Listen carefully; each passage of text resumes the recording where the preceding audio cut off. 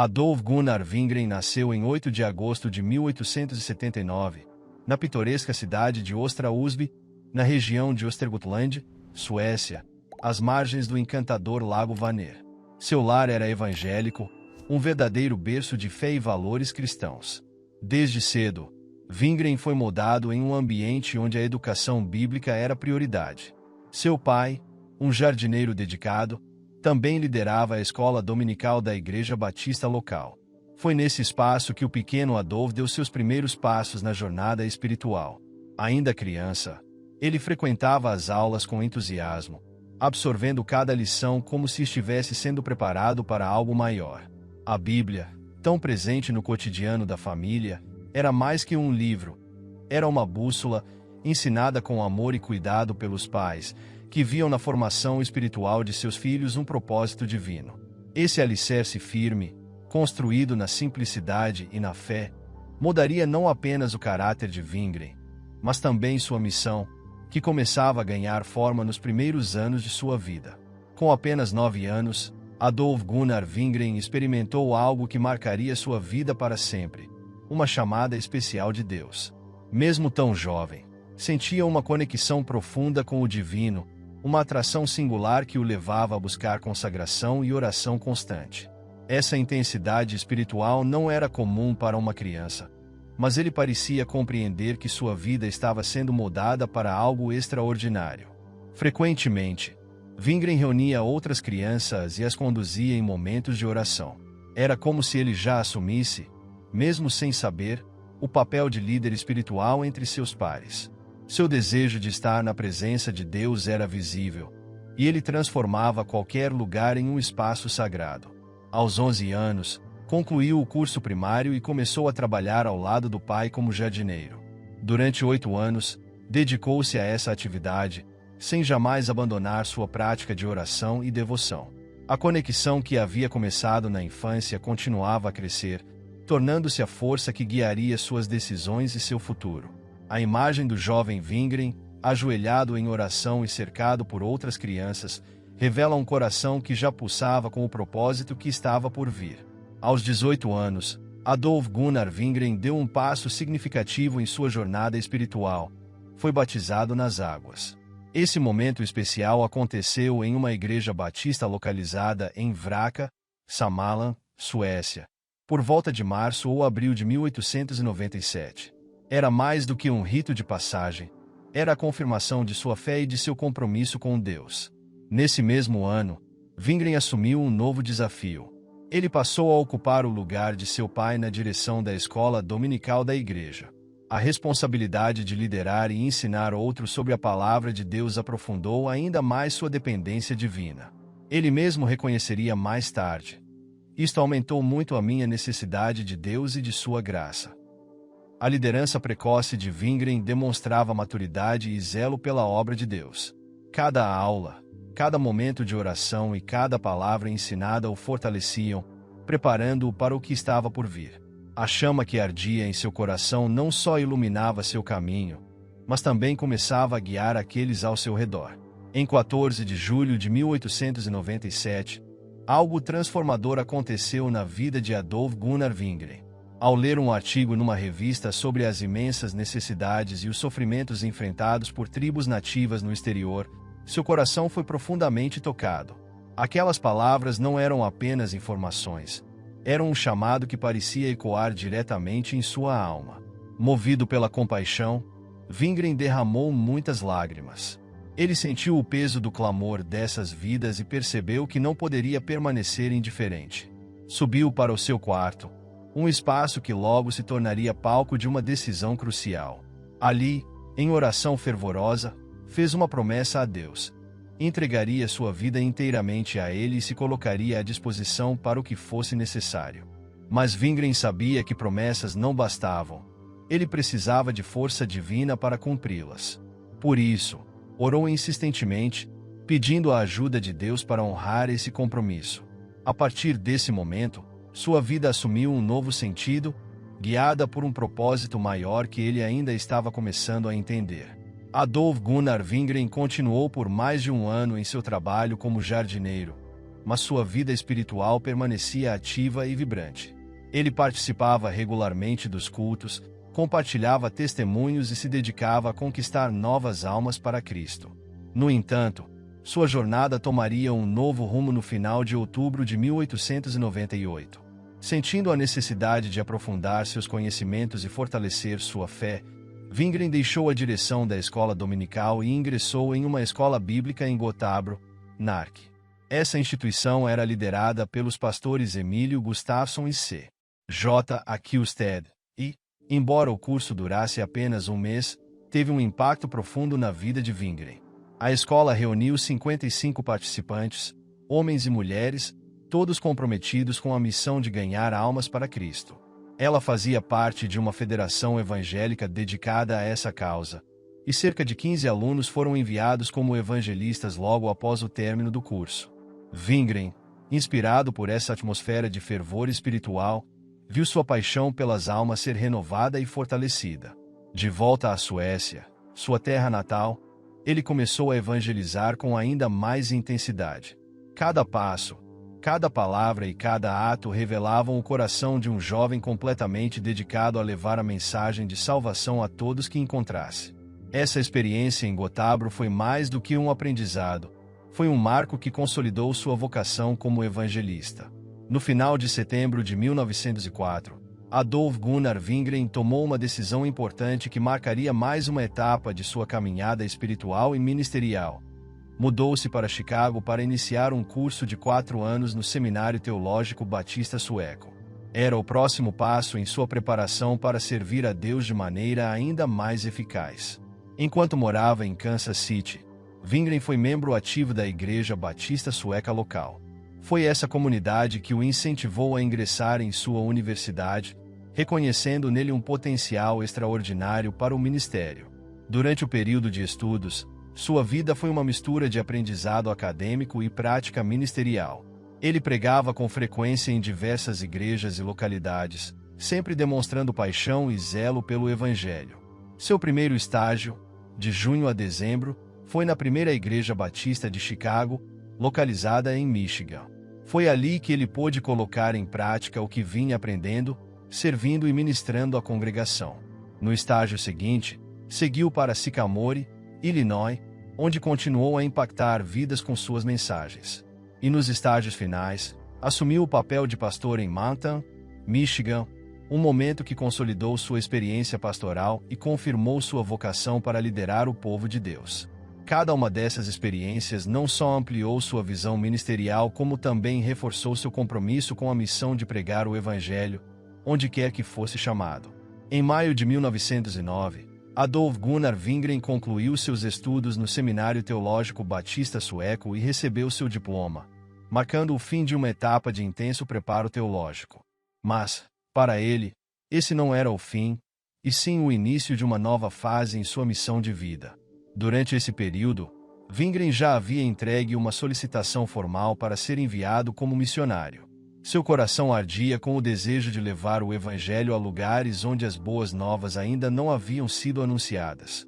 Enquanto aguardava uma resposta para esse chamado, assumiu o pastorado da primeira Igreja Batista em Menominee, Michigan. De junho de 1909 a fevereiro de 1910, liderou essa congregação com dedicação e fervor. Cada sermão, visita pastoral e momento de oração eram realizados com a convicção de que Deus estava moldando-o para desafios maiores. Era um tempo de amadurecimento e de prática pastoral, em que ele consolidava sua experiência como líder espiritual, enquanto aguardava ansiosamente pela próxima direção divina em sua jornada. No verão de 1909, Adolf Gunnar Wingren experimentou uma intensa sede espiritual que o impulsionou a buscar uma experiência transformadora: o batismo com o Espírito Santo e com fogo. Esse desejo ardente brotava em seu coração, e ele sentia que esse seria o próximo passo em sua caminhada de fé. Em novembro do mesmo ano, com o propósito de buscar essa bênção divina, Wingren pediu licença à sua igreja para participar de uma conferência batista na primeira Igreja Batista de Chicago. Sua mente estava focada no batismo com o Espírito Santo, e ele se dedicou de corpo e alma à busca durante os 5 dias da conferência. Ao final desse período de fervorosa oração e busca, ele experimentou o batismo que tanto almejava, sendo cheio do Espírito de Deus. Exultante com a experiência que transformou sua vida, Wingren retornou à sua igreja batista em Menominee, Michigan, e compartilhou com os irmãos a bênção recebida. Seu coração transbordava de alegria, mas também de uma nova missão: pregar sobre o revestimento de poder. Não conseguia mais ficar calado sobre o que havia vivido e experimentado. Entretanto, nem todos os membros da igreja estavam prontos para aceitar essa nova doutrina. A divisão começou a surgir, enquanto metade da congregação abraçou a mensagem do batismo com o Espírito Santo, a outra metade se opôs e se endureceu. O conflito se intensificou a tal ponto que Wingren foi forçado a deixar o pastorado. Os irmãos que não concordaram com a nova visão acabaram forçando sua saída, resultando na separação da igreja. Apesar do revés, Wingren permaneceu firme em sua fé e em seu chamado, certo de que o poder de Deus estava com ele, guiando-o para o próximo capítulo de sua missão. Em novembro de 1909, enquanto buscava intensamente o batismo com o Espírito Santo, Adolf Gunnar Wingren conheceu Daniel Berg em Chicago. Esse encontro se revelou um marco importante em sua trajetória espiritual, pois, embora ambos estivessem em busca da mesma experiência com Deus, ainda não sabiam que essa conexão seria o início de uma parceria que mudaria suas vidas e suas missões. No ano seguinte, enquanto Daniel Berg trabalhava em uma quitanda em Chicago, ele vivenciou uma experiência transformadora. O Espírito Santo falou claramente ao seu coração, instruindo-o a se mudar para South Bend, Indiana, onde Wingren estava pastoreando uma igreja. Sem hesitar, Berg deixou seu trabalho e seguiu a direção divina.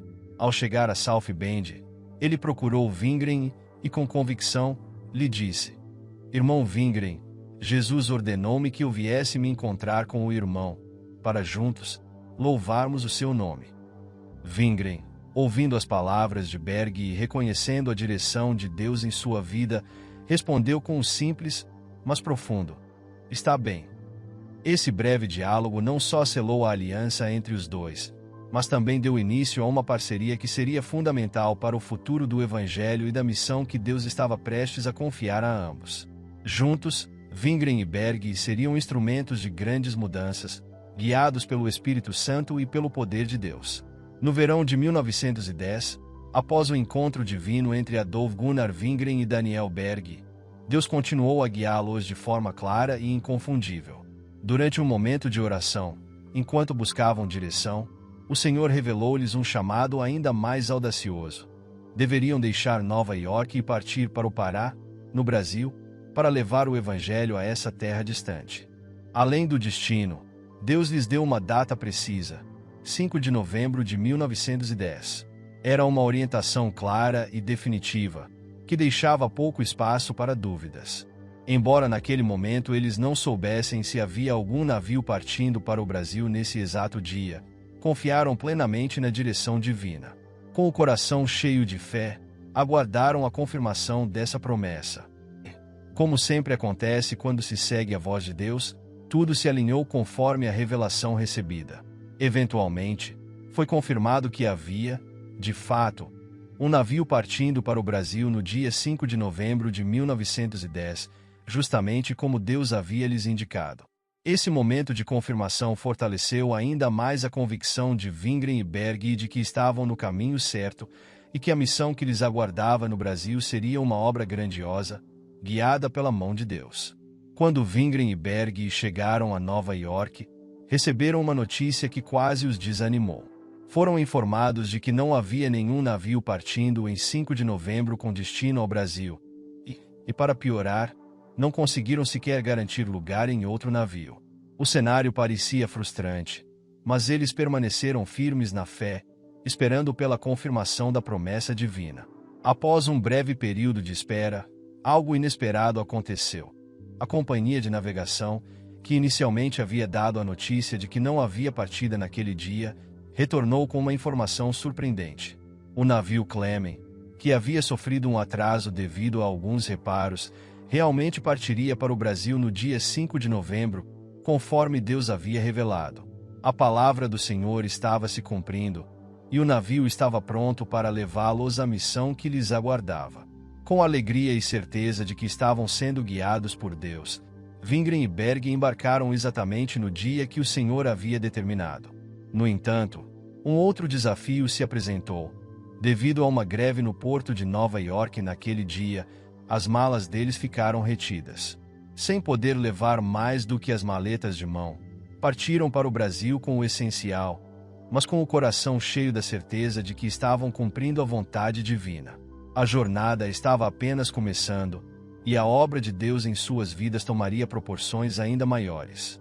Ao chegarem em Belém, Wingren e Berg enfrentaram os primeiros desafios de adaptação à nova realidade. Inicialmente, passaram a morar no porão da Igreja Batista localizada na Rua João Balbi 406.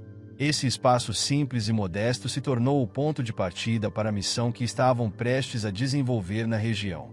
A mensagem pentecostal pregada por Wingren e Berg logo encontrou corações receptivos entre os membros da Igreja Batista de Belém.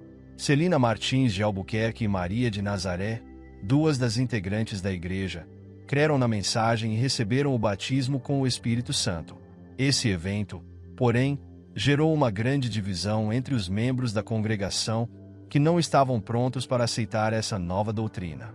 A discordância levou a uma situação tensa, culminando na expulsão de 13 membros da igreja, em uma sessão extraordinária convocada por Raimundo Nobre, realizada na terça-feira, 13 de junho de 1911, logo após o culto de oração. Apesar da oposição, a semente da fé pentecostal já estava plantada, e no domingo seguinte, 18 de junho de 1911, com apenas 18 pessoas presentes, mais Wingren e Berg, nascia, na casa de Celina Albuquerque, a missão de fé apostólica. A nova congregação foi o berço do movimento que, mais tarde, em 11 de janeiro de 1918, mudaria seu nome para Assembleia de Deus, sendo registrada oficialmente como uma igreja genuinamente brasileira, sem vínculos com denominações estrangeiras. Nos primeiros tempos, o foco de Gunnar Wingren era mais a oração do que a pregação. Ele se dedicava a passar dias inteiros em oração, às vezes até noites, buscando a orientação e o sucesso da obra do Senhor. Embora ele fosse o pastor da igreja, sua vocação era de pregador, e essa missão de intercessão fervorosa foi crucial para o início e fortalecimento da obra que estava sendo erguida. A humildade e dedicação de Wingren, somadas à fé inabalável dos primeiros membros, foram os alicerces sobre os quais a Assembleia de Deus se estabeleceu e cresceu. Durante o período em que pastoreava a igreja em Belém, Wingren fez 2 viagens à Suécia, passando pelos Estados Unidos em ambas as ocasiões. Essas viagens não apenas foram momentos de descanso e renovação, mas também de estreitamento dos laços com sua terra natal e de reafirmação de sua missão no Brasil.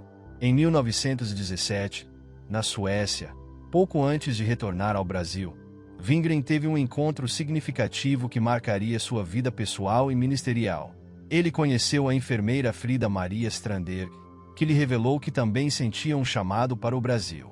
A conexão entre eles foi imediata, e logo ficou claro que seus destinos estavam entrelaçados não apenas pela missão, mas também pelo plano de Deus para suas vidas. No dia 16 de outubro de 1917, em uma cerimônia realizada pelo missionário Samuel Nistrom, Wingren e Frida casaram-se em Belém. Essa união não apenas uniu 2 corações, mas também fortaleceu a obra de Deus no Brasil, já que Frida se juntaria a Wingren na missão de evangelização. Juntos, tiveram 6 filhos, Ivar, Ruben, Margit, Astrid, Bertil e Gunvor, que cresceram num ambiente de fé e dedicação ao serviço de Deus, sendo testemunhas da obra que seus pais ajudaram a estabelecer. O casamento de Gunnar e Frida foi mais do que uma união pessoal. Foi um marco no crescimento da obra da Assembleia de Deus no Brasil, fortalecendo a base missionária e consolidando ainda mais o compromisso com a causa divina. Gunnar Wingren se destacou como um líder excepcional, mas sem nunca se deixar levar pela vaidade ou pelo desejo de reconhecimento. Ele foi o dirigente principal do movimento, e sua liderança, marcada pela capacidade organizacional e pela visão clara, foi essencial para o crescimento rápido da Assembleia de Deus no Brasil. Embora Daniel Berg possuísse qualidades notáveis como trabalhador e homem de fé, foi Wingren quem exerceu a função de liderança máxima. Sua humildade, no entanto, fazia com que ele fosse muitas vezes inconsciente do grande talento e das qualidades naturais que possuía. O que aconteceu com Wingren é típico das grandes personalidades que, enquanto vivas, nem sempre são plenamente compreendidas em sua magnitude. Foi somente após sua partida e o término de sua obra que se pôde ver a verdadeira grandeza de sua missão e de sua vida. Wingren não procurava a fama ou o aplauso. Sua firme convicção de que estava chamado para aquele trabalho era tão sólida quanto uma montanha. Sua fé fervorosa, seu zelo e entusiasmo contagiante, aliados a uma prudência exemplar, eram características que não passavam despercebidas. Ele enfrentou inúmeros riscos e perigos ao longo de sua jornada, mas, de maneira miraculosa, sempre conseguiu superá-los, muitas vezes de formas que pareciam além das capacidades humanas. Sua vida foi marcada por dificuldades e sofrimentos profundos, mas também por uma fé viva e uma íntima comunhão com Deus que lhe garantiram uma paz duradoura e uma vida feliz. Ele se encaixava naquela categoria de mensageiros de Cristo que, por meio de grandes provações, experimentaram uma alegria verdadeira e profunda, que não dependia das circunstâncias externas, mas de sua relação constante com o Senhor. Nos últimos dias de sua vida, enquanto ainda se encontrava na Suécia, Gunnar Wingren, mesmo enfraquecido por uma doença que o assolava desde 1930, continuava a participar ativamente dos cultos da Igreja Filadélfia de Estocolmo. Foi lá, em meio à sua enfermidade, que ele celebrou sua última vigília de Ano Novo, demonstrando, mesmo nas dificuldades, seu compromisso com a obra de Deus e sua fé inabalável. Em junho de 1933, Wingren e sua família se mudaram para uma colônia de descanso em Tallinn, buscando algum alívio para sua saúde debilitada. No entanto, o câncer no estômago que o havia enfraquecido ao longo dos últimos anos já estava consumindo suas forças. Mesmo assim, ele manteve sua confiança em Deus até o fim, como um exemplo de perseverança e dedicação à missão que Deus lhe confiara. Gunnar Wingren faleceu no dia 29 de junho de 1933, às 14h45, deixando um legado imenso para a Igreja e para o movimento pentecostal no Brasil. Seu exemplo de fé, humildade e liderança continuaria a inspirar gerações, mesmo após sua partida. A obra que ele ajudou a iniciar continuaria a crescer e a frutificar, sendo testemunho de sua dedicação incansável ao Senhor. Agradeço de coração por ter assistido a este vídeo. Que a palavra de Deus continue a iluminar sua vida e fortalecer sua fé. Se você foi tocado por essa mensagem, não se esqueça de curtir, compartilhar e se inscrever no canal para não perder nenhum conteúdo. Que o Senhor te abençoe e te guarde em todos os seus caminhos. Até o próximo vídeo, em nome de Jesus.